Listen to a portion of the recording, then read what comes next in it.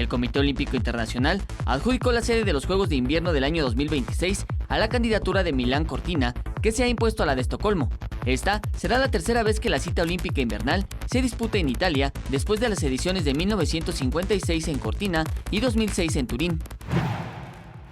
Después de lograr su cuarto título con el Real Madrid de la Liga Endesa, el pivote mexicano Gustavo Ayón aseguró que buscará regresar a la NBA, de donde salió hace 5 años.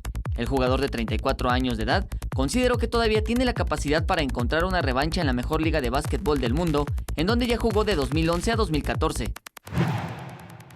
El mexicano Jonathan Paredes logró colgarse la medalla de plata este fin de semana en la Serie Mundial de Clavados de Altura, que se celebra en Portugal.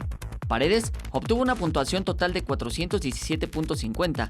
El oro lo obtuvo el británico Gary Hunt con 420.60 unidades. El estadounidense Andy Jones completó el podio con 375 unidades. Jesús Arias, 21 Noticias.